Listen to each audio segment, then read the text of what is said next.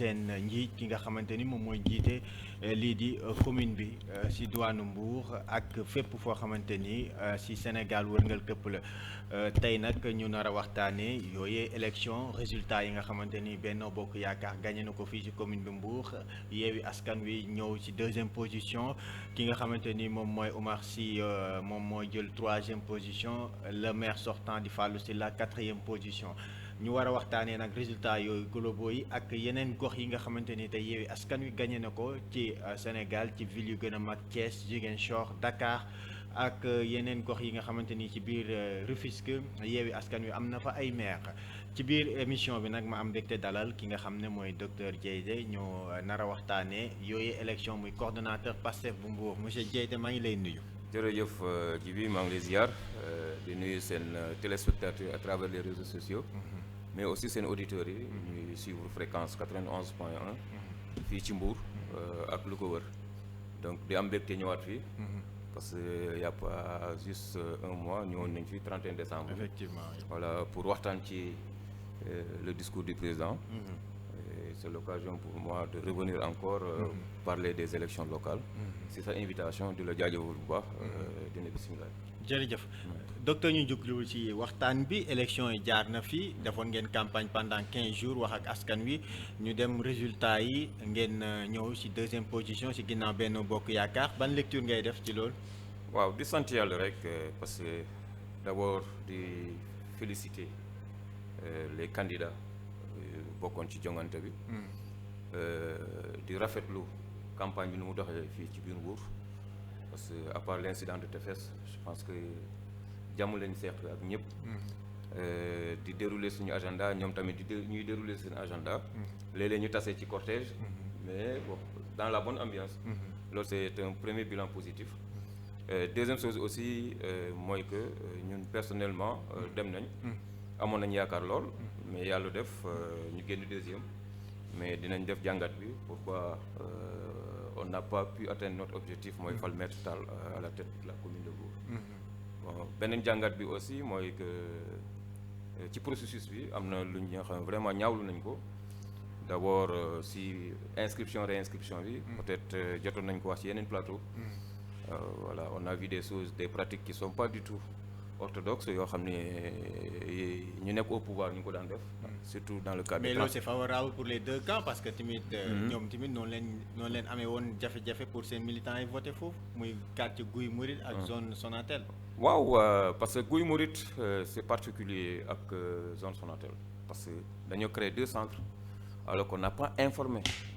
mais yéen lu tax defoo leen ko. bon def nañ ko mais tu sais la politique ci biir caravane bi ngeen boole ko si. mais caravane du doy parce que 2 semaines dafa gàtt te électorat yi bon c'est pas tout le monde qui habite à Guy Mouride am ñoo xam ne bon. pour des raisons professionnelles def ngeen ay porte à porte. dugg ngeen ci kër yi. kër gu nekk avant ngeen ñuy def seen caravane. loolu tamit possibilité la woon. occasion la woon ngeen waxtaan ak seen militants. waaw mais waxtaan nañ ci am na ñu bëri ñu dem préfecture ñu ne leen yéen. dañ leen créer centre bu bees. am na ñoo xam ne jot nañ seen carte am na ñoo xam ne dañ leen changer le lieu de vote alors que seen carte yi jotuñu. et ñooñ bu ñu demee ci seen centre Mbour Séeréer ñu ne seen tour newul ci registre ñu dem zone Sonatel seen tour a ngi ci biir mais seen carte bi lieu de vote bi changé wuñu ko. et c'est ça qui a créé moo tax zone Sonatel pratiquement ils n'ont pas voté. ñoom ils n'ont que 2 heures de temps ci journée bi yëpp. parce que blocage moo amoon. Il y avait pas un consensus avec le préfet. pour non amul parce que on a demandé au préfet tous ceux qui figurent sur la liste nañ leen bàyyi ñu voter mais subitement on a arrêté je ne sais pas xam information fu mu jógee ñu arrêté loolu ñu ne léegi il faut que sa carte méngoo ak lieu de vote. pour nga mën a voter foofu. ñu ne mais quelqu'un qui est là ñu xool nom prénom date de naissance ñu xool numéro électeur bi yëpp a correspondre sauf lieu de vote mais kooku war nañ ko mën a permettre mu exprimer mais ça n'a pas été le cas. et loolu aussi ça s'est passé à Guy Mouride. mais Guy Mouride on a eu un mandataire qui est là-bas qui a beaucoup insisté. parce que lui bon yàlla may na ko am na xarañ na tuuti. ci wàllum droit parce que loolu la def. mu convoqué le texte le code électoral ne leen carrément quelqu'un qui est dans le registre. vous avez changé de lieu de vote avertir leen population normalement l'autorité devait faire un communiqué sur ça. mais defuñu ko. et loolu la ñuy ñaawlu parce que boo créé 2 centres de vote sur la demande des populations. mais loolu boo ko naree officialiser ba créer 2 centres da nga war a jàllale ay spot. Il y a combien de radios ici que les gens écoutent ku ci nekk war na mën a xam ci yan disposition la nekk. Ensuite on ne dispose pas du fichier ba jour élection yi amul benn formation politique bu yor fichier bi c'est un précédent. C'est un précédent. Élection présidentielle yi jotoon nañ ko peut-être à 4 ou 5 jours du jour de l'élection. disponibilité fichier bi da ngeen koy yéex a jot yéen. kenn jotu ko ba mooy wax ni ñun kenn jotu ko. Le nouveau fichier kenn jotu ko. Nous on a travaillé avec l'ancien fichier mais lu ñu enrôlé yëpp. Et beneen chose aussi bu ñu remarqué mooy que à Mbour on a eu 3000 et quelques. Pendant l'ouverture inscription ak inscription yi. Mais bu ñu délivrer carte on nous a amené 6200 cartes. Et j'ai demandé à notre chargé des élections va à la préfecture pour se renseigner. mais carte yi mu ngi woon préfecture. waaw mais c'est 3000 de plus yooyu foofu mu jógee. ah mais askan wi ñoom ñoo bind nag. non mais bindu bi loolu laay wax nii. waaw chiffre bu ñu jot officiellement. au CEDEPS. fu ñu doon enrôler nit ñi. c'était 3000 et quelques. mais on nous amène 6200 cartes. Et quand j'ai demandé ils ont dit c'est lié à l'éclatement du centre de vote bu Guy Mour kii la Mbour Séeréer. ma ne leen mais quand vous transférez mais ñooñu bokk nañ ci fichier bi. Maintenant les nouveaux inscrits c'est pas uniquement Guy Mouride c'est un peu partout dans Mbour. Donc côté boobu war nañoo am explication. par rapport à ça. ci yeneen communes yi aussi on a eu des pratiques yoo xam ne yu mel noonu ñoo fa amoon.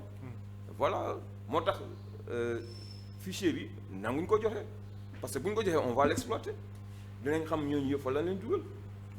non mais bul wax ne dañoo nangu bañ a joxe fichier bi. pour mais ngeen c'est la loi électorale. parce que code électoral bi lu mu ci wax dafa leer nañ. docteur nee na fichier bi nga xamante ni defar nañu ko.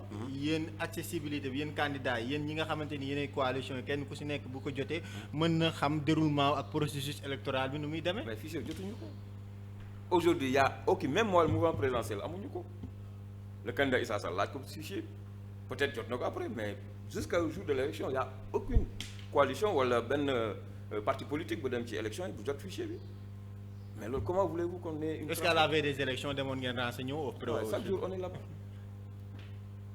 Notre mandataire plénipotentiaire chaque jour il est à la préfecture surtout la dernière semaine parce qu'il fallait gérer les mandataires parce que il faut ñoom ñu am seen badge. ak les plénipotentiaires parce que ñoom ñooy nekk ci centre de vote. mais aussi pour ceux qui nous représentent dans les bureaux de vote.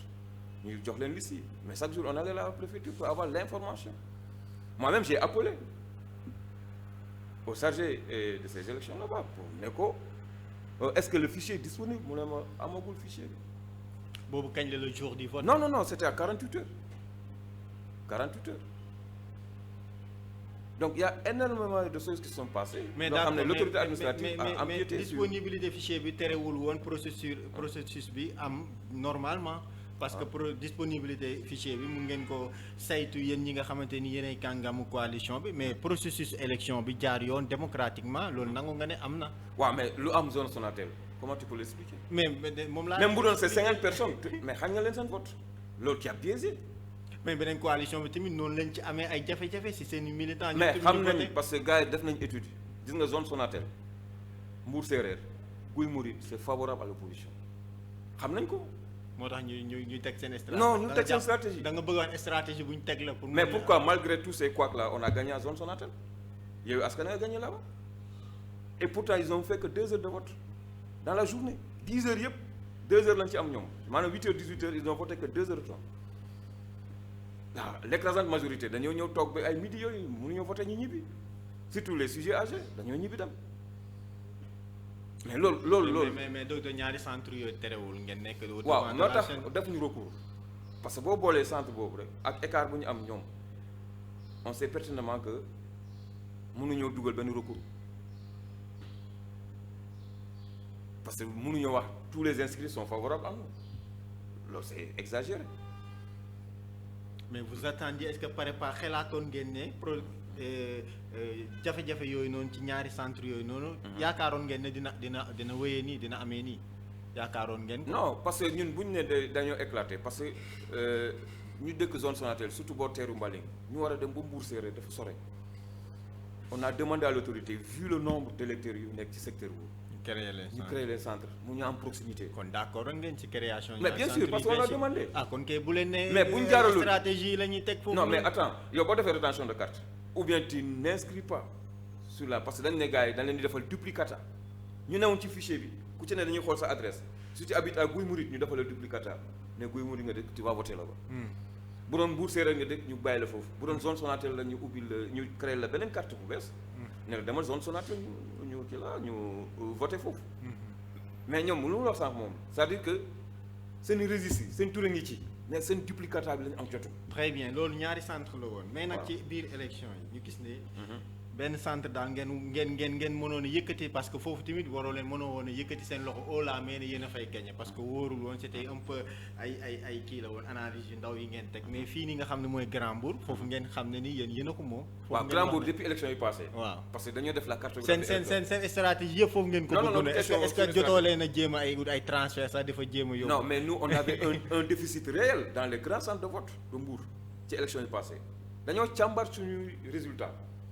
on a fait des graphiques xool fan lañu am. def ay comité électoral ak le taux d'abstention yi fan la bëri dans les centres de vote et c'est comme ça qu'on a mis des stratégies pour aller dans ces zones-là les indécis ñu jëm leen convaincre ñoo xam ne mosuñoo voter foofu te am nañ carte électeur nekk ci gox boobu dem motiver leen pour ñu dem voter mais notre plus grande surprise c'est que Mbour n'a pas mobilisé ci élection yi ci département bi. Parmi les 16 communes, le taux de participation c'est très faible. 42% la ñu am. Alors que des communes comme Diass soit 75%. mais loolu ci seen stratégie bi ngeen war a xam. non c'est parce que quelque part Mbour dafa am ay réalités. je l'ai dit c'est lié un peu au contexte démographique l'explosion démographique parce que ñu bëri ñu ngi ci gox bi am nañ seen carte mais la gestion de la mairie ça les préoccupe pas alors que yeneen zones yi bon pour des enjeux stratégiques voilà par exemple boo demee Diass. avec la spéculation foncière bu am foofu gars yi population yi jóg gis ngeen événement yi fay am gars yi di ñaxtu ñu naan carrément ñu ngi dilapider seen terre yi alors il y a le maire sortant qui est là il y a Mamadou Dione qui est directeur il y a aussi les autres coalitions. mais pourtant ñoom ñaar ñëpp Mamadou Dione liste parallèle la demee. waaw mais liste parallèle la demee. waaw mais je veux dire les populations ci seen bopp. dañoo bëgg am changement voilà. loolu expliqué parce que Diass quand on dit que Diass il y a 75%. des gens inscrits dans le fichier ñu doon voté Mbour commune les enjeux sont énormes gis ngeen ko yéen seen biir campagne est-ce que sax yéen a ngi doon teg programme il paraît que seen campagne ay affaire de dàgg santé la woon. ay waxtaan ay wax ay affaire de parti bi bu leen voté Benno da ngeen fi indiwaat affaire de. non loolu dàgg santé c'est une réalité. parce que quand le programme leen askan wi di xaar si yéen est-ce que amoon ngeen programme boo xam parce que yéen mais docteur bi ngeen doon def fi meeting ay Cheikh Issa Sall moom moo fi nekk candidat amul expérience mën a jiite ay kii mais on n'a pas entendu des programmes yoo xam ne askan wi dinañ ci mën a basé pour mën leen voter. c'est un programme qui fait plus d'une quinzaine de pages boo ko expliqué expose que les grandes lignes. mais loolu mooy. waaw loolu ci débat télé nga mën a dem toog tu expliques aux gens. booy def. booy campagne non tu donnes des orientations. vision bi nga décliner. mais tu ne peux pas entrer dans les détails parce que mënoo jël 1h30 minutes ne da ngay expliquer sa programme les gens vont s'ennuyer donc tu donnes que les grands axes. voilà mooy les 5 mesures yu ñu jël ci suñu programme les 5 grands axes et loolu vraiment ku gis programme bi xam ne vraiment y a du sérieux c'était un programme qui a été confectionné en collaboration avec les populations parce que tâté nañ le terrain. xam ngeen askan wi lan moo nekkoon seen soxla. d'accord parce que bu Mbour tey une grande ville on parle de 3e pôle économique du Sénégal mais boo ñëwee tu vois qu'il y a une grande discordance entre le poids économique ak tout ce qui est infrastructurisme. Des villes comme Ziguinchor ou bien des villes comme Saint-Louis sont en avance sur Mbour. Et pourtant Mbour c'est un poids économique. C'est la 3e commune la plus peuplée au Sénégal. boo jëlee Touba commune Kaolack commune moom Mbouroo ci topp. Et tout ce potentiel économique qui est là. Oui, effectivement. Que ça soit les ressources naturelles. boole ci le secteur hôtelier. boole ci le commerce. xoolal fii combien de fois en 10 ans combien de banques sont installées ici. loolu c'est des indicateurs pour dire que le pouvoir économique est là. L'économie bouge. mais boo ñëwee xool dans la réalité boo duggee Mbour mais tu as l'impression que tu es dans un gros village. et c'est là où vraiment Fallou Sylla en tant que maire pendant ces 12 ans waroon na am la hauteur pour xam ne carrément il est désavoué parce que dañ leen jox un mandat de plus parce que 7 ans dafa bëri ci mandat surtout boo nekkee sa second mandat ñu jox la 7 ans les gens ne vont pas te pardonner mais xoolal buur centre-ville bi comme ba bés partout c'est des immondices ay tas de mbalit xoolal nu ñu def jardin public marché bi léegi pour nga accéder foofu c'est tout un problème. très bien dem neen ba gis ci dernière ligne droite élection yi ngeen commencé xool mouvement associatif yu gën a mag ngeen leen di jéem a convaincre pour ñu ñëw jàppale leen. bokk na ci Mbour taxawu Mbour xaw ma. kaddu Mbour. yenn mouvement yooyu noonu yëpp yéen daal da ngeen miser woon ci les grands mouvements pour jéem a xëcc askan wi. ñu ñëw si yéen non nous on était toujours ouvert dès le départ parce que ñu ci bëri rencontré nañu la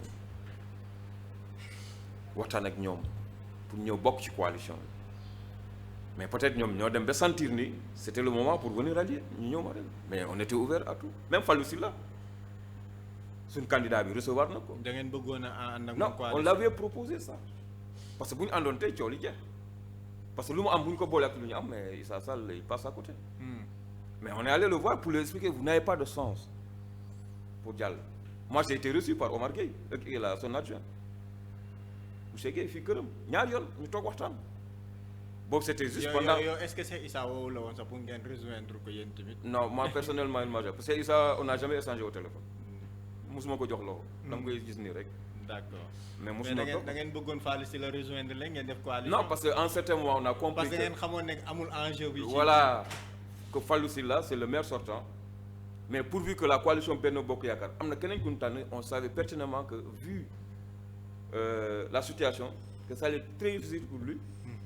voilà mu percé et les urnes l'ont montré il est venu en 4e position te lu mu am avec les autres mouvements citoyens parce que Mbour quand même il faut le reconnaître l'électorat bi dafa éclaté wu parce qu'on a 10 candidats loolu dafa joué tamit parce que Issa Sall il a été élu avec 37%. ça veut dire que un Mbourois sur 3 ñoo ko fal. donc moom tey amul légitimité populaire. bul wax loolu. non mais 37%. kooku c'est pas une légitimité. mais xoolal légitimité c'est 50 plus au niveau de la commune moom moo jël première ci. waaw jël première yi raw a gàddu la. waaw mais bu ma nee légitimité populaire amu ko parce que un c'est Mbourois sur 3 Issa bi moo nekk première participation yow tamit docteur. waaw légitimité populaire ba lay comprendre lu mu wax.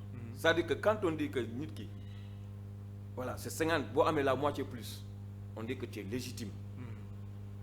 mais raw gàddu comme Serigne Gueye Diop. seen pourcentage ay 70%. waaw ñooñu ils sont légitimes wala 80%. Maguette Sène lu mu am fële. mais dans la commune de Mbour mënoo fay génne 70%. parce que non waxuma 70% je dis 50% plus. tey bu ñu defoon comme ni ñu def au suffrage universel certainement dina am deuxième tour parce que pourquoi ñuy ne nit ñi à une élection présidentielle s'il y a pas 50% aller au second tour c'est pour avoir la légitimité parce que un président de la République dafa war a am légitimité pour toog ñu neen voilà. les gens qui l'ont élu à ce pourcentage-là dañoo ànd ci vision. mais c'est Issa Sall c'est pas le cas 37% mënoo ne tu as une légitimité c'est un Mbourois sur 3 ñoo la voté. donc loolu côté boobu c'est peut-être le côté un peu négatif ci élection yi. mais ñu ngi saluer bu baax le fait que les gens choisissent maintenant au suffrage universel le maire parce que bu njëkk ba dañ doon élire une liste. bu ñu demee au conseil. ñu tànn kan la ñuy kan mooy jël njuuj njaaj yëpp la daan am mais léegi moom candidat bi ak askan bi ñoo jàkkaarloo. suffrage universel ça c'est une avancée boo xam dañ koy saluer. alors ñu gis ne ci centre de vote témoins yi gën a mag. ci ça da leen fa gagné yu xaw avancé tefes. waaw tefes yaakaaroon ngeen ne tefes moom yéen a ko moom. non tefes on savait. waaw xam ngeen ne gagné ne leen Saint-Esprit gagné ne leen fa gagné bu xam nga. Gaynde Fatma ngeen xaw a am. non Saint-Esprit c'est pas un bureau test. c'est pas un centre test. waaw mais gagné na leen fa score bu xaw a yaatu. mais ñun centre yu ñu gënoon a miser. Gaynde Fatma ngeen gënoon a miser. waaw Gaynde Fatma mais foofu on est là dafa xaw a serré mais jege na devancé na la. waaw mais Gaynde Fatma. par rapport à l'élection passée on a fait un bond extraordinaire parce que bu ñu dem ba nekk coude à coude ça veut dire que def nañ bon foofu. on a beaucoup travaillé c'est l'occasion pour moi de saluer le comité électoral de base. de Diamaguène 1 Santhie 1 2 Santhie parce que def nañ liggéey mucc ayib même TAFES daf nañ fa liggéey mucc ay parce que bu ñu jëlee suñu résultat présidentiel ak lu ñu am nii mais am nañu avancée significative maintenant la satisfaction bu ñu am. bëgg a wax résultat satisfaisant la par rapport ak seen jàngat bi ngeen def. waaw parce que élection présidentielle yi on avait 17%. Cette fois-ci on avait 25%. Donc am nañu avancé par rapport à ça. Par rapport à ça loolu c'est positif pour un candidat boo xam ne ngi door a samp ndënd. da ngeen bëgg a wax da ngeen gën a préparer waat législative yi. Mais législative dañuy parce que ku am 37% ça veut dire que la majorité est dans l'opposition. Bien vrai que Oumar Sy il était de la mouvance présidentielle dafa créer liste parallèle mais boo boolee moom lu mu am ak Cheikh Issa Sall mais ils font pas 50%. dina ñëw si législative parce que boobu enjeu yi coalition yi defe naa du doon benn. gis nañ ne tamit ci biir élection yi centre yi nga xamante ni bokk na ci mooy bu Grand Mbour bi bokk na ci Gaynde Fatma bi bokk na ci bi nga xamante ni moom mooy waaw Tefes ak Omar Gueye bi boobu noonu xaw ngeen jege tuuti Cheikh Issa Sall dafa mel ni que ni foofu noonu gën ngeen fa investir si côté communication ak askan bi. waaw foofu peut-être lu ñuy parce que 3 candidats yi pratiquement am nañu assise foofu. Coose ñoom ñett kay da ngeen ko doon. voilà parce que Oumar Sy ci centre yi bu gën a am doole Coose ci la bokk. Fallou Sylla aussi score mu gën a am ci yeneen par rapport aux autres centres Coose ci la bokk. moo tax ma ne Coose ça a été un enjeu parce qu'ils ont 20 bureaux de vote centre bu mag la. mais Oumar Sy wala Fallou Sylla bu ñu demuloon mais Issa Sall dañ koy gagné foofu dañ koy gagné. Maintenant Tefes dafa am réalité Tefes élection yi passé présidentielle.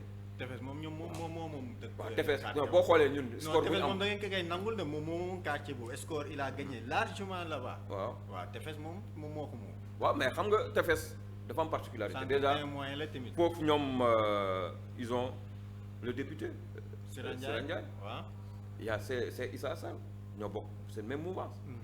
Même le candidat du conseil départemental am na fa assise parce que moom mu ngi yëngati ci mbirum géej yàgg na collaborer avec les pêcheurs. Donc 3 candidats yu ñu am fii non 2 candidats yu ñu am fii mooy conseil départemental am nañ assise foofu boole si Sira Ndiaye ngi foofu ñun Maître Tall il a été courageux ñëw bousculer leen foofu am lu mu grignoter seen électorat parce que affaire de local la moo tax. Mais peut-être si c'était des enjeux nationaux mu doon élection présidentielle peut-être dañu am lu ëpp loolu.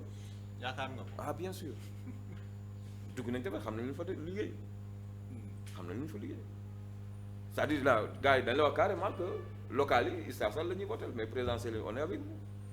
wóor na loolu wóor na. mais bien sûr dañ la koy tàmpee rek. non du question d'am du question d'am parce que élection présidentielle. dafa mooy élection bu gën a yomb parce que c'est 4 ou 5. maximum 6 comme élection passe 5 personnes 5 candidats yi demoon avec leur coalition. Alors que bii xoolal Mbour rek on a 10 candidats.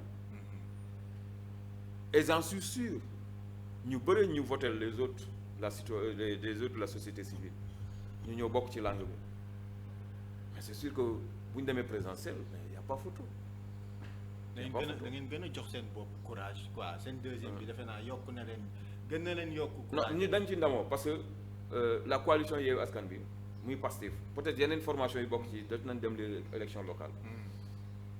mais comme ñun mosuñoo dem élection locale c'est notre première expérience à Pastef par exemple ñu am suñu candidat bu ñu jiital ci coalition bi muy Maître Abdoulaye Tall alors ñu dem élection mais lii c'est une victoire parce que nga ñëw pratiquement il y a 12 000 électeurs yu la voté c'est sa première participation ça veut dire que voilà am na lu ñu liggéey quand même. très bien ñu wax ci département dafa mel ni yéen seen vision bi yëpp commune bi ngeen bëggoon a jël dafa naa département da ngeen fa xaw a bàyyi seen loxo tuuti lu tax bokkoo leen engagé wu à 100% pour le waaw parce que on a investi un leader national muy Cheikh Tidiane Youm conseil départemental ñaari jours la campagne te il est parti dans 2 communes parce que tournée yu ñu doon def au niveau national dafa doon ànd ak gars yi. moom laa la wax seen enjeu bi da ngeen bàyyi non du question enjeu bi dañ koo bàyyi dañ ne élection yi et pourtant ci élection départementale ci lañ am score bu bëri am solo parce que boo jëlee l'ensemble des communes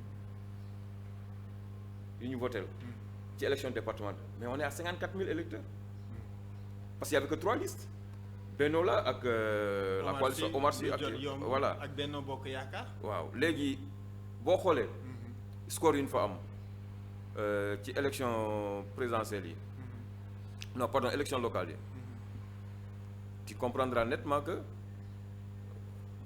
def nañ percée bu am solo 54% non 54 000 électeurs du moins parce que boo xoolee fii au niveau départemental yéen daal dafa mel ni Mbour voilà au niveau départemental waaw il y a 154 000 personnes qui ont voté ñun ñu am ci 54 832 soit 36% de l'électorat pour un taux de participation au niveau départemental de 46%.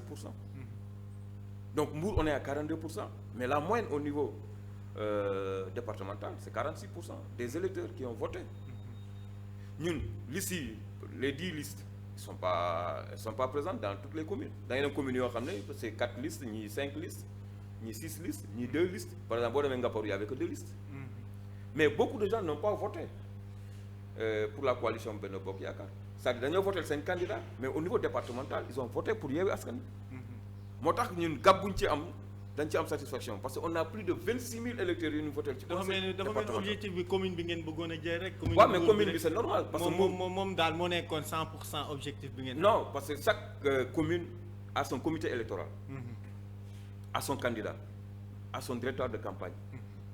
mais Mbour aussi vu sa taille. dañ ne Mbour bu ñu ko gagné avec un score honorable mais le conseil départemental va basculer. C'est vrai que yenn communes yi am nañ jafe-jafe sur le plan financier. pour mën a assurer luñ seen campagne comme ni ñu ko bëggee. mais malgré ces maigres moyens ils n'ont pas été ridicules loolu c'est à saluer. mais Mbour il était prévu que dañuy def un meeting départemental moom lañ def fii en face. Ndiaga Niang dafa mel da ngeen ko bàyyi wala en rade de Bassirou Diomaye Faye dañ ko fa gagné. score bu yaat te moom seen meeting bi fii ñëwul woon. waaw mais xam nga meeting bi c'était le 16. da ngeen yaakaaroon ne moom Ndiaga Niang. non du question moom on a donné invitation meeting bi bu ñu koy décider. dafa fekk ñoom ñu tëral seen agenda. xam nga élection locale mais candidat yi ko ñëwul ma ñëw yaakaar ne moom moo c'est-à-dire que Ndiaga Niang y a plus de defe naa da leen bett docteur Tening nu mu leen dóoree foofu dafa wane bett na leen. non réalité du benn gis nga village ak ville seen réalité bokkul. gis nga boo tëralee sa agenda politique. ci 2 semaines yi nga war a def presque 26 villages 27 villages. village boo tëb rek dañuy naan yëgoowul. moo tax ñun meeting bi bu ñu koy taxal dafa fekk ñoom ñu am seen agenda ba pare. ñu bëri da nga leen di woo ñu ne la franchement di bëgg na ñëw mais ñii kale naa rendez-vous ak ñoom bu ma ñëwul am na ñu koy gisee. dina envoyer ay délégation ñu ñëw. fii ñu fi présent keroog bëriwuñu ci ñuy investir ci biir commune. mais presque daanaka ñu nekk ci grande commune yëpp ñëw nañu. waaw mais presque nga wax mais bu Fissel ñëwul. Bon il faut reconnaître que aussi on n'a pas été investi dans 2 communes. muy Thiadiaye ak Sandiara. donc sur les 14 communes peut-être il y a que 7 candidats qui ont répondu présent. mais la grande majorité ñëwuñu parce que dañoo amoon un problème pour venir parce que dañoo caler seen agenda. te on était pratiquement vers la fin de la campagne. parce que le 16 là on était à 1 semaine de la campagne ñu ci bëri ils ont accusé de retard par rapport à leur agenda. donc il fallait que ñu réajuster. donc moo tax ñëwuñu ci meeting national bi bu ñu defoon fii au niveau du stade Caroline Faye. mais défaite bi nga xamante ne am na foofu noonu. yéen am na ko foofu bettu leen. non parce que élection présidentielle bi passée on a pris 2e. et cette fois-ci on a pris 2e aussi. et lu ma wax noonu rek on a un bon quantitatif sur le plan des chiffres. Ténin elle bénéficie de l'appareil étatique. te xam nga ni yenn gox yoo xam ne par exemple ñoom c'est rare de voir quelqu'un de l'opposition mu gagner. parce que nguur gi am na programme yi muy doxal foofu. surtout fexe ba ñi ñu am fu ñu leen téye ci zone yooyu pour social yi am na lu ñu ci joué te dañuy gëm la population yi jour bu ñu wàccee rek ngeen ñàkk seen bourse. alors ku doon am teranga bu ndaw boobu xeebalu ñu ko mais am na foo xam ne bon am na fu mu leen toll quand même. waaw loolu boo leen ne carrément on vous coupe bourse de sécurité sociale. voilà, la bourse de sécurité. Mais pour rien. Et puis ensuite, il y a un autre facteur qui a beaucoup joué. L'argent a beaucoup plu là-bas. gars dañ doon joxe xaalis. Bu baax non je connais gars yi fii da ngay liggéey ba mu mokk la nuitamment ñu jaar ñu écraser lépp ñu écraser parce que puissance financière la. Alors ma fàttali yéen a ngi seen émission autour d'une table fii ci Rendo TV Rendo FM ma dalal docteur Diété ñuy waxtaanee di xayma li nga xam ne ni moom mooy élection locale yi bokk na ci moom mooy coordonnateur bu PASTEF ñu wax nag ci parti PASTEF bi. defe naa ci élection locale yi. ci campagne bi ci leen gën a sentir seen présence. ci wàllu programme ci wàllu teg li nga xamante ni moom ngeen bëgg askan wi yeeweeku. ci leen gën a sentir que ni avant les élections defe naa ni préparation bi dafa des si. non préparation mosul des c'est-à-dire que peut-être que duñ ko fësal ñun bu ñu. dugg mais kuy politique bëggoo fësal say mbir. non c'est-à-dire que boo nee fësal duñu woo presse bi booy dem di monter say cellules de quartier et chaque semaine on les faisait dañ gën a 2 ou 3 fois dem benn quartier waxtaan ak askan bi foofu monter leen seen cellule organiser parti bi. là je parle de PASTEF. bon am na yeneen parti yu bokk ci coalition bi ñoom aussi ñu ngi def seen liggéey mais nous man mosuma la invité sama benn montage de cellule. et pourtant boo xoolee ci réseaux sociaux yi mais partout on monte des cellules yooyu parce que on a compris que politique boo fa dem da ngay am appareil politique moo lay permettre yow boo amee ay activités ñu nekkal la ci gox bi di def liggéey bi mais porte à porte yooyu c'est les comités électoraux de base ñoo ko def da leen di jox programme bi. jox leen ay spécimens. dem leen waxtaane ak seen dëkkandoo ñu doon wàcc ci famille di waxtaan ak ñoom di leen expliquer suñu vision. yeewi askan bi lu tax ñu bëgg a yeewi askan lii moo tax. lu tax ñu bëgg soppi xar kanam Mbuur lii moo tax. woon leen suñu spécimen suñu bulletin ni lan bu bës ba ngeen jàpp ci. avenir bi lan lay doon bu PASTEF bu pas Yewwi mais PASTEF bu commune bu Mbour est-ce que am na avenir ci kanam pour préparer. bien sûr PASTEF amul tànk ginnaaw moi franchement dit toutes les élections que nous avons participé mooy 3 élections yi législatives présidentielles ak communales yi mais dañuy am benn ay bons yu extraordinaire suñu jëlee expérience 2017 fii ci commune bi on avait 960 voix. ci biir commune législative mais ñu ñëw ci présidentielle am 30 000 électeurs aujourd'hui boo xoolee ñu voté au niveau. mais dañ leen di gagné rek. waaw mais loolu. gagné goo leen nag. xam nga politique lu ci gën a bon mooy boo demee élection sa score du wàññeeku mais bu yokk rek ça veut dire que c'est sur la voie. waaw politique addition la ñu wax boo jógee ci benn élection nga ñëw ci présidentielle tu multiplies le score que tu avais au niveau départemental nga multiplier ko par 15. mu doon presque 30 000 électeurs ci département. on s'était donné objectif pour chaque commune ñu doubler suñu score parce que xam nañ ne affaire locale c'est l'une des élections qui mobilise peu donc affaire de gox la donc dugg ci quartier génnee gars yi ñu génn dem voter on avait pris le pari de doubler le score te yàlla dem na tey boo xoolee au niveau du département ñu nekkoon ci 29 500 et quelques aujourd'hui on parle de 54 637 qui ont voté pour la coalition Yewwi Askan Wi ça veut dire que ñu ngi ci progrès parce que on a multiplié notre score bu ñu amoon presque par 2. mais département ba tey dafa des des docteurs parce que Saly dañ leen fa gagné Somone. non fépp la ñu gagné. waaw moom ngay laa wax dëkk yi nga xamante ni tey bokkul au-delà de Thiès ak nga xamante ni mooy Dakar ni ñu xawee am score. yéen am na lu bari leen di xaar ci terrain bi pour le département et pour la commune fii ci Mbour. waaw ben xam nga comme lu mu wax nii fii ça a toujours été un bastion qui nous appartenait pas. fii ku xam Mbour sociologiquement da nga xam ne socialistes yi ñoo ci tegoon seen tànk. et la collaboration a continué entre socialistes ak Benno Bokk Yaakaar. ba ci local yi la am rupture. ci commune Mbour ak ci yeneen commune donc ñun bu ñu ñëwee grignoter électorat boobu. mais dañ ci sant yàlla parce que joxuñu xaalis suñu vision lañ décliné ñi ñu fekk si ñu. et on fait notre chemin petit à petit tey bu amuloon les candidatures multiples moi je suis sûr que dinañ am commune yu gagné parce que ñu bëri ànduñu ak les maires sortants bu amul ay liste moi je suis sûr que dans certaines communes mën nañ fa am score loolu yëpp am naa yaakaar par exemple à Malicounda ça s'explique pas parce que Malicounda ils ont fait venir des gens qui ont voté pour le maire. da nga bëgg dafa am transfert. mu baax pour yàq. non du question yàq am nañ les chiffres.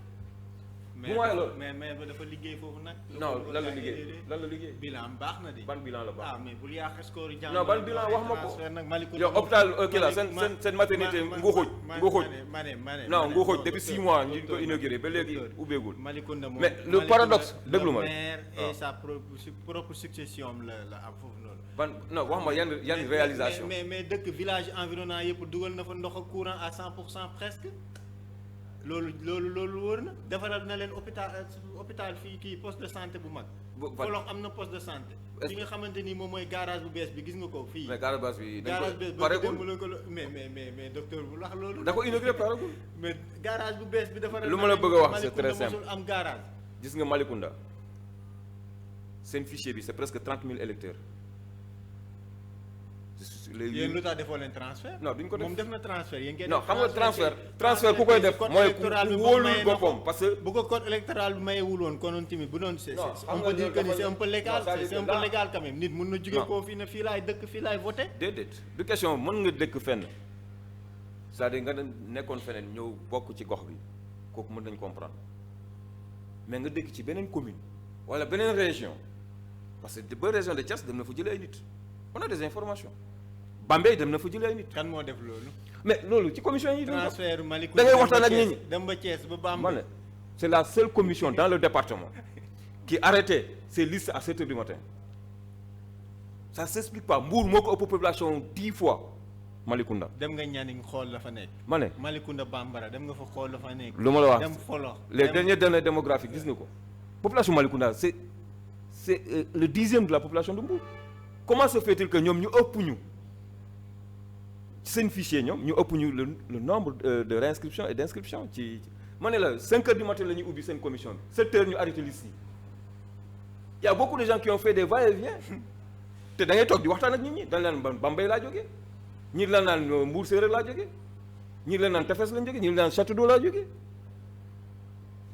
am na ñu jóge sax ba commune Nguéniène ñëw voté non da ngay wax da ngay non lu ma wax lu leer la je n'invente pas le chiffre. am nga ci ay informations ma ne Malicounda laa wax seen fichier bi ñu fa nekk comme électeur boo jëlee fichier bi tu divises ça par 4 laa wax de ñoom yëpp dëkkuñu fa. mais terewul tamit ba tey. non mais pourquoi ñoom ñuy nangu. mu am dafa mais. non terewul ba tey mu teg foofu. yow comment tu peux expliquer un petit village comme Mbaling qui a 7 bureaux de vote noo ko mën a expliquer. mais mun na nekk. non munul nekk centre témoin foofu noonu. déedéet moom moo créé centre témoin parce que. il veut faire courant non fooy cosaanoo bul yàq. donc du question yow comment tu peux expliquer que ñu bindu ci fichier Mbaling bi ñoo ëpp ñu fa dëkk explique-moi ça. mais Mbaling dafa xaw a jege. mais Mbaling c'est un petit village mën nga ko wër en 20 minutes. mais docteur Mbaling ak Nianing dañoo xaw a jege mun na am nit ñoo xamante ni dañuy jógee koo Nianing wala ñu jege nekk ci intersection entre Mbaling ak Nianing dëkk foofu. ma ne jëlee population Warang xam nga moo taxu ci Mbaling ah. jëlee population Warang ak Mbaling. ñu nekk ci fichier bi ñoo ëpp population mais inventé wuñ nit ñi di nit ñi. waaw mais loolu laay wax noonu c'est-à-dire que ça s'explique pas Mbaling normalement bu bëri 3 bureaux de vote la comment se fait-il que Mbaling ëpp kii la Falox comment wax ma ko comment. donc c'est des pratiques yoo xam ne ñu ngi fii c'est-à-dire que loolu mënoo ko topp ci yoon. parce que nit ki. non mais mënoo ko ku ñuy transfert non xaaral seen transfert bi xam nga nu mu demee. transfert électeur nekkul ne ni c'est un délit électoral c'est pas un délit électoral. mais pourquoi accepter non d'accord naa loolu mën naa d'accord ci présidentiel. waaw ci présidentiel. mais au niveau communal. comment tu peux accepter que des gens qui n'habitent pas la commune ñuy voter pour le maire non soyez logique donc tey ñu je peux dire sur son score les 11 000 ñu ko voté je suis sûr que les 3000 francs 3000 yi. dëkkuñu docteur bul avancé. non lu leer laa lay wax. da ngay xayma population wu commune bu Malicounda xam ne ni c'est une population qui s'agrandit xam ngeen ne Malicounda moom moo wër Mbour. Malicounda tey c'est am enjeu yoo xamante ni am na enjeu yoo xamante ni tey nit ñi dañuy jógee koo fu nekk ñëw di fi dëkk si. loolu aussi il faut prendre ça en compte docteur. lu ma la wax du deñ Malicounda commune la yaatu na certes. mais Malicounda n'est pas peuplé. mais na leen fa gagné moom il a largement gagné sur plus de 70% des. waaw mais loolu laa lay wax mais loolu mënoo leen ko dab fenn. même mais boo yow waxee est-ce que comprendre nga lu même bu amul woon transfert mënoo leen ko dab fenn parce que vu son programme vu aussi ses réalisations. man réalisation yi laa wax taxaw ci teg ci mais nee naa la demal ci village yoo gi Roof am na ndox am na courant Folox am na ndox am na courant. waaw Malicounda Bambara am na ndox am na mais loolu. mais loolu askan wi gën a bëgg. accès à l'eau et à l'électricité. yéen waa Pastef lan ngeen defagum ci village yooyu noonu comme lu concret. non mais nous on n'est pas au pouvoir. yéen waa Yewwi Askan Wi. on n'est pas au mais bu leen pouvoir. xaar ba nekk pouvoir nag di dimbali askan wi. non mais loolu à être proche les œuvres sociales les œuvres parce que sociales. tey jii bu ñu demee ba ngeen nekk ci kaw ba jëloon commune bu Malicounda da ngeen naan ñu ngi may leen ñu liggéey. concrétiser wu toogaat 5 ans na may leen ñu ngi defaraat kon lan nga ñuy defar askan wi. mais loolu la c'est-à-dire ku ne ku jotul ci lenge ni mu mënee liggéey. dafa la tu n'as pas le budget. mais yéen seen 525 millions yi xaw ma 237 millions yi ngeen récolté pour les élections là. waaw fan ngeen ko dugal ci campagne bi la yem. mais élection yi pour lan la woon fonds yooyu pour lan la c'est pas pour développer. jël ay oto def caravane. non c'est pour dérouler notre agenda politique parce que la politique ça demande des moyens. yéen waa Pastef fu ngeen wootee collecte de fonds askan wi wuyu si leen. waaw. loolu kay parti boobu dara gënu koo neex. mais loolu ñooy investir si yéen. ba pare vous voulez pas investir sur les populations. mais l'investissement que nous faisons mooy comment faire pour leur faire comprendre les vrais enjeux de ce bas monde. ñu au 21e siècle le monde est devenu précaire am na nooy taxawee gars yi écrasé la am na nooy taxawee nga jël sa wàll ci développement bi. sa askan gis seen bopp. c'est comme ça nous suñ première mission en tant que parti politique c'est de permettre aux Sénégalais ñu comprendre nu réew mi di doxee pourquoi on est en retard pourquoi milliards yu ñuy tudd di gis seen bopp pourquoi on parle de scandale tout le temps la malgouvernance mais nit ki bu comprendre mooy jëlal boppam décision. da ngeen bëgg a génne loolu foofu waa léegi ñu ngi xax lu ñu dese 13 minutes ñu wax ci les grandes villes yi nga xamante ni tey teg ngeen fa tànk muy Thiès moom defe naa Thiès commune Thiès Est Thiès Nord. yooyu noonu yëpp yéen a ko raflé. c'est une victoire boo xamante ni bett na la. bettuma parce que ñoom Birame Souleye Diop. non ku xool Birame Souleye maître Babacar xam na ay jàmbaar la. Moi, je salue vraiment le choix de Yewwi Askan Wi sur le professeur Babacar. Parce que Thiès, de nature, c'est une ville rebelle. Bu ñu gisee un gars comme Babacar muy xeex dem ba palais ñu téye ko monote ko dugal ko ci kaso bi te mu doon professeur à l'université. am terangam déglu ma rek non mais c'est un combat national. combat national la doon mën a lu muy def c'est pas pour Thiès. c'est une vision pour le Sénégal ñu téye ko dugal ko kaso et pourtant c'est un professeur d'université am na ay tarangam mais buy xeex ak ba loolu fekk ci ñu xam Thiès yi ay bañkat les générations sont passées ici Idrissa tamit bokkoon ci bañkat yi dem après jaay ngorom tey mu am un gars comme Babacar ku fël Birame Souleye dafa ma ne docteur moi je suis pas intéressé par les locales mos na ma ko wax ma ne ko boo ko defee gedd sa cër. ñu toog ñu doon ma ne ko boo koy def di gedd sa cër munoo nekk le numéro 2 du parti te doo nangu sëgg bëri mu ne non man franchement di na parti bi dox. c'était pas évident mu gagner parce que ça. non de question est là c'est-à-dire que moom ay postes yooyu ça l'intéresse pas moom il est là pour l'animation du parti fexe ba parti bi taxaw les autres mu bàyyi la ñuy dem ma ne ko booy gedd sa cër nit ñi di ko occuper. tu peux pas être le numéro 2 du parti. keneen da koy jël. keneen di postuler à Thiès Est. fële taaxi kaw fu mu dëkk. ma ne ko erreur la. ñu tax ma ne ko non tu vas revenir sur ta décision. li nga sëgg bëri. mu ne d'accord je vais réfléchir mais heureusement qu'il a compris Ousmane Sonko bu demee ba samp ndëndam Ziguinchor parce qu'à un certain moment le pouvoir a éclaté. daa bëggoon a récupérer. non raw gàddu bi moo tax mu éclaté wu. mu créé semblant de divorce avec Baldé mais Ousmane bu mu comprendre enjeu yi mu dem samp na dem mu ne moo ko bàyyee sama gars yi peut-être que du ñu am aura boobu il est allé mu dem dëggal boppam. Ousmane jusqu'au mois de décembre il n'était pas prêt pour dem commune bu. non parce que moom dafa ne gars yi affaire de gox la na ko bàyyi gars yi mais quand Baldé est parti moo xam ne ñii seen stratégie mooy éclater pour raw gàddu bi. Baldé dafa demoon parallèle. waaw donc il a compris les enjeux mu songu dugg voilà il a récupéré lépp lu moo tax mu def fa benn score à la russe quoi comme ni ñu koy waxee. loolu c'est salutaire. mais seen liggéey aussi Dakar la parce que Dakar tamit ay ñoom Khadija Mahécor. non parce que ñun lu ma la ay gis nga Sénégal fii y a 27 communes 27 communes dans le Sénégal. Dakar ak Thiès ngeen liggéey pare. non liggéey nañu fépp. mais comme je l'ai expliqué local dafa am ay réalité ça varie d'une commune à une autre yow booy dooree ñëw ci benn commune en tant que jeune formation politique amoo nijaay bu daan politique amoo papa bu daan politique nit ñi ràññee teeluñu la ràññee ci arène politique boo ñëwee nga def ay jéego ba am yenn score honorable war nga sant yàlla préparer waat parce que boo demee une fois nit ñi commencé nañ la bàyyi xel donc peut-être boo ñëwaatee yàlla mën na def nga jël mbir yi parce que dynamique bi am na commune yoo xam ne mu opposant musu faa ñëw gagné. il faut nga dekk ci mouvance présidentielle pour gagner parce que lenn leen tàmm mooy bétail électoral boobu mooy wax. mooy comme Yoff comme Yoff Golfe Sud. non Yoff xam nga. comme Dakar. Yoff man Diouf Sarr je mets son échec sur 2 points maanaam yëgul askan dafa il a sous-estimé le candidat de Yao.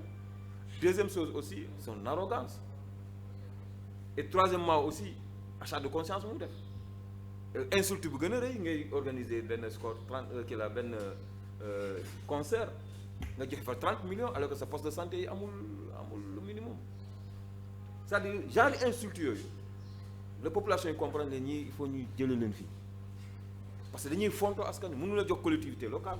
tu as un problème d'ambulance. tu organises un concert tu donnes à un musicien pour amuser les gens non dañoo war a dépasser foofu et je regrette pourquoi Maguette Sène di organiser concert di indi fii Pape Diouf. mais loolu tamit nag. non du question c'est-à-dire que xaalis boobu. docteur loolu moom. gis nga mal ko askan wi da nga leen di bëggal tuuti ñoom ñoo la. waaw bëggal mën nga def sa caravane. waaw mais mën nga def sa caravane saafonte ak ñoom. mais def concert tamit delloo leen jukkal mais concert Pape Diouf boo koy déplacer en Mbour c'est des millions mais parce que nguuruj bi depuis 6 mois mu ngi fi ñu inauguré kii bu ubbeegul maternité mu ngi fii.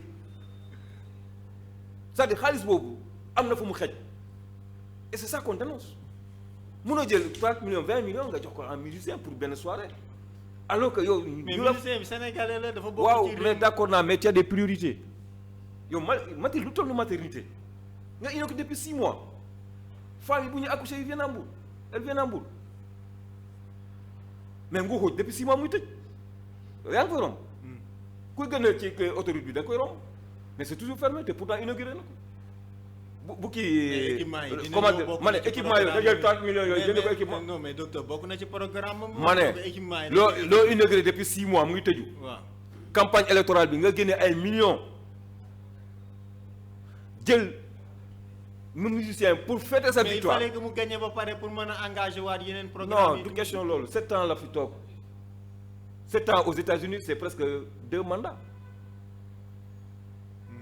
services sociaux de base yooyu war na mën a am yow bu taaxum bi ba léegi muy tëju pour nga ak dem taaxum yow xam nga boo amul oto bu kawe da ngay ngiroo xam nga ndax yaa ngi dugg zone yooyu yëpp bokk na ci programme. mais amul tali moo tax bu gars yi bu mu doon inauguré may nañ ko temps mu le ministre là yóbbu ko taaxum parce que amul fu mu jaar ak moom pour egg taaxum. déedéet waaye docteur. non mais soyons sérieux je n'invente pas je n'invente pas c'est des choses qui existent. moo tax ñun au Sénégal bu ñu defee étude dañu ne y a 27 communes yoo xam ne dañoo regrouper 50% de l'électorat du Sénégal 27 communes. mais président nee na yéen seen kii bi lu ñu dese sax bariwul. ñu ngi waxee def si nee na seen wax yëpp Dakar. ngeen xamante ni moom ngeen gagné te foofu mosu faa gagné. président de la République wax na ko nee na Thiès tamit commune mosu faa gagné daanaka département. moo ko pourquoi chaque fois bu ñu ne pour élection présidentielle l'axe Dakar Thiès Touba ku ko gagné rek tu gagnes les élections. parce que ñoom ñoo ëpp population. Il y a 27 communes du Sénégal 27 là yoo xam ne. mais yeneen boo xayma li ñu am ci population. waaw c'est 50%. tey ville yu ñu gagné nee na y a 430 communes yoo xam ne au Sénégal 430 communes. Sur les 557 communes ak les départements. Je parle de communes.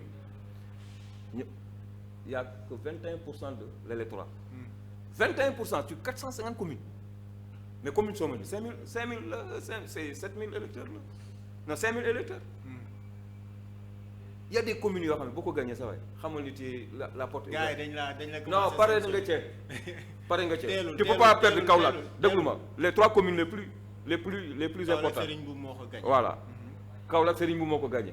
Loolu c'est un signal pour l'autorité. Parce que ku ñu fa bàyyi mais problème investiture bi lay rek moo tax. non du investiture mais Mariama Sarr moo fa. Mariama Sarr lañ ko jëlul moo tax. Mariama Sarr fa la nekkoon bi tey mu ngi fa de kàngam ci pouvoir ñu ngi foofu mais ñun am na zone yoo xam ne gars yi ñu bëri dañoo dëkk yoon les investitures mais gagné nañ fa c'est parce que dynamique bi la offre politique bi la mais Mariama Sarr c'est normal que mu jël teg ko fële parce que amul bilan Kaolack Serigne Mboup pourquoi mu gagné parce que xam nañu c'est quelqu'un qui est intelligent il est pragmatique te am na vision parce que nekkoon na au niveau de la chambre de commerce te c'est quelqu'un qui s'est fait dans le privé ñëpp am l'autorité ci privé bu ñëwee ne gars yi ñëpp dañ ko xam ci liggéey te Serigne Mboup nañu waxante dëgg y a beaucoup d'ambulants à Kaolack bu ñu demee ba taxaw mais c'est parce que kilifaam jàpp na ci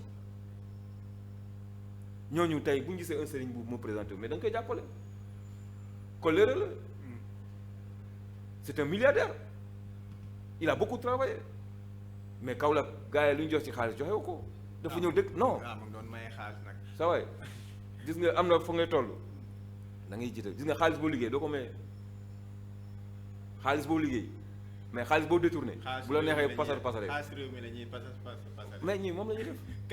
4 minutes docteur ñu wax ci prochaine législative yi. dafa mel ni que ni ngeen lu dëgër.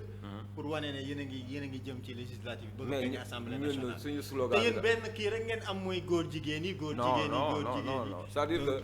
di jël ay yenn association yeeg yenn société civile bëgg leen boole ci xeex bi.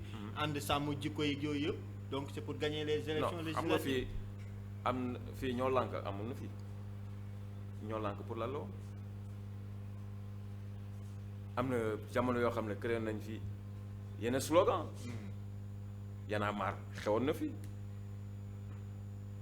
ñoo lànk xew na fi tey ñu ñëw sàmm jikko yi parce que on va vers des dérives. moom laa la wax de. législative yi nga ñuy waaj gis nga société c'est pas uniquement ñi ñu nekk dans le confort matériel. mais sa askan da nga koy tàggat quand tu es dans des responsabilités tu négliges aucun secteur éducation bi ci la bokk santé bi ci la bokk. habitat bi ci la bokk. xëy yi ci la bokk mais tey pourquoi tubaab yi ñu seen bopp ñu am ay problèmes de société c'est parce que ils ont créé tellement de liberté que lépp dafa këpp seen kaw. moo tax tubaab facilement bu gisul lu ma xam rek day jël balle door xaru. très bien parce que egg na ci benn niveau de liberté boo xam ne. voilà ils sont devenus je veux dire même asocial. très bien cap bi lan la. ñun cap législative yi lan. législative c'est dans 5 mois 6 mois c'est au mois de juillet. dynamique victoire lañ nekk. remobiliser rek. taxaw da ngeen am non assemblée nationale majorité. assemblée dañ koy jël ci Macky il a fini. parce que non xam nga boo tegee say plan. dañoo jóge ci présidentielle. mu ne ay affaire de njuuj njaaj yooyu pare na ci. donc moom falloom donc da ko tegoon ci njuuj njaaj parce que boo nekkee ci dynamique victoire doo pousse élection. mais contexte bi ko laaj. dafa créer contexte boobu indi fi dialogue social kii la dialogue national. mais yéen a ko sàkku woon. mais déet sàkkuñu ko de. déet yéen a ko sàkku woon déet sàkkuñu ko. di wax fichier électoral bi nañ ko. mais fichier électoral mënul permettre ñu repousser élection yi. bu deful dialogue ngeen ne. mais dialogue bi dañ ko créer le dialogue est resté en léthargie mu am fu ñu téye pour def ay diversion. pour mën a ngémbuwaat bu mu demee ba sentir ni que ça va pas avec Ousmane Sonko mu dem négocier ak Idrissa Seck. dans le but de faire croire aux Sénégalais que j'avais ce pourcentage-là, il dit bu ci ñëwee jot. Donc il n'y a que 15% de l'opposition face à la coalition. Commencé naa wàcc non ñàkk ay kilifam. Non, c'est-à-dire que j'explique le processus. Pour vous dire qu'il n'était pas prêt à affronter son côté local. Voilà la coalition bu juddu après. Parce que def na ay sondage xam nañ lu xew. Donc non bettu leen. Ils savent qu'ils sont sur le déclin. Dofuñu. Ils ont les renseignements. dañuy waaj a daanu. Non dañuy daanu. du waaj dañuy daanu pare nañ ca. fu mu toll nii question directe jeex na sax daanaka. docteur Diété futur député de Mbour. c'est possible. Parce que bokkuma ci commission nationale d'investiture. Donc coalition bi ñooy étudier les propositions. Parce que cette fois-ci ça va être encore plus complexe. Parce qu'on aura à prendre 150 députés ci Sénégal fii ak 15 de la diaspora. Donc ci liste majoritaire ak proportionnelle. Donc département de Mbour a droit à 2 députés. te parité bi góor ak jigéen la ñu wax. J'ai été investi élection yi passées comme député. On est sorti 7e sur la liste sur la liste départementale. di ci sant yàlla. boobu c'était notre première participation parce que boobu amuloon doole. Mais cette fois-ci on est dans une forte coalition. te coalition bi am na taxawaay. parce que bu ñu xoolee suñu score bu ñu am 54 000 yi ci département bi. ça veut dire que bu ñu continuer liggéey bi rek dynamique boobu et j'en suis sûr. que ñëpp ñoo xam ne voté lu ñu ci élection yi di ñëw. je parle de la société civile. face à Macky Sall ils voteront la coalition Yewwi. te élection député bi comme ni mu defoon bay passé créer des listes fantômes pour saucissonner l'électorat mais cette fois-ci je prends pas qu'il va prendre le risque. monnaie locale bi teg ngeen ko à côté rek. non monnaie locale bi. non pour le temps ñu koy teg. non teg leen ko à côté nag. mais yow monnaie locale mooy kan mooy la parce que il faut ñu faut comprendre monnaie locale ça veut pas dire une indépendance. Indépendance jël sa monnaie non monnaie locale comme ni nga ko waxee monnaie locale là c'est un système d'échange entre les gens. D'accord. Et ça existe dans les pays développés. Pourquoi affaire bi di réussir en Éthiopie au Kenya te ñun duñu expérimenter parce que notre monnaie est très forte. Très bien. Donc boo indee sa monnaie locale tu auras 2 avantages. L'économie va être très dynamique. Deuxième chose aussi devise bi dañ ciy am parce que boo bëggee jël monnaie locale bi pour échanger dans la zone. ñu ne la monnaie locale rek nga fi mën a échanger boo indee sa CFA mais képp kuy récupérer ça day am devise. mais c'est-à-dire intelligence boobu la. jërëjëf am na lu nga ñuy waajal daal ci monnaie locale waaye xam naa ne. dina c'est que monnaie locale il faut comprendre techniquement ce que ça veut dire. moi je vous pousse nga dem gëstu. Inch'Allah xool qu'est-ce que ça apporte à une économie. Est-ce que c'est adaptable à nos réalités. On en a besoin. Parce qu'il faut qu'on réinvente notre économie. Merci. On ne peut pas être dans la monotonie comme ça, non. Merci. Parce que zones yooyu dañu am avantage c'est des zones qui produisent. La production est là. Donc bu amee monnaie locale ça va beaucoup inciter les gens. ñu gën a farlu ci liggéey bi. pour mën a vraiment faciliter une transaction. Merci docteur. On vous a jamais vu encourager les Lions ni Sonko ni vous. Aujourd'hui vous allez passer un message. Waaw le Sénégal qui gagne. Et je dis toujours xool yi bu ñu doonee benn rek yàlla dañuy jàppale ci lépp. Regarde.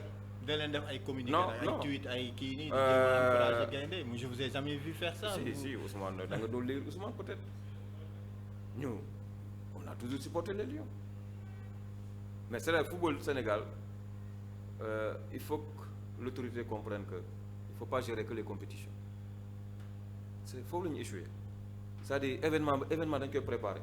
tey boo demee dans les pays développés ils préparent les Jeux olympiques 4 ans avant. mais ñun dañuy bàyyi ba 6 mois yi jege si ñu naan non mënoo am performance une équipe nationale. on le prépare. Voilà dañ koy préparer. D'accord. Préparer ci longue date. yàlla may nañu on a des joueurs talentueux. Aujourd'hui peut-être la seule chose que je peux regretter c'est qu'il y a pas ce contact là entre l'équipe nationale et le peuple. xam nga problème ci intelligence boobu la am. Effectivement oui. C'est-à-dire yow boo ñëwee à l'entraînement tu vois 30 000 personnes je dis bien à l'entraînement. 30 000 personnes ñu toog ci gradin yi kii naan Sadio Mané kii naan fële Kalidou yow boo duggee riir boobu mooy nekk sa noonu sa waaye boo naree dee ñoo la jur loolu mooy force. Ensuite deuxièmement aussi on avait un président qui a apaisé les gens parce que tey avec la situation où les gens vivent la précarité un lendemain incertain ñu nekk fii chaque jour di xalaat dépense da nga yaakaar dañ tal football non dañ ko tal Abdoulaye dafa ñëwoon il a libéré les énergies moo tax en 2002 équipe bu ñu tasewoon muy la première équipe du monde ñu tuuma ko. Merci. parce que l'énergie était là. Il a libéré l'énergie. Population bi accepté indi leen palais wax ak ñoom population bi gunge leen. merci des centaines de milliers gunge leen ba aéroport ñoom bu ñuy yëg ci vol bi loolu mooy des seen image yooyu ñooy des. parce que football je vous le dis merci c'est 70% de mental et 30% de physique. merci donc mental bi bu fa nekkulee rek. voilà mën nañu jaar après. jërëjëf voilà di la remercier bu baax pour l'invitation di rafetlu détail bi. c'est un plaisir pour moi de revenir waxtaan ak yow ci coalition di remercier tout le personnel technique et administratif vraiment c'est le plus de bienvenue.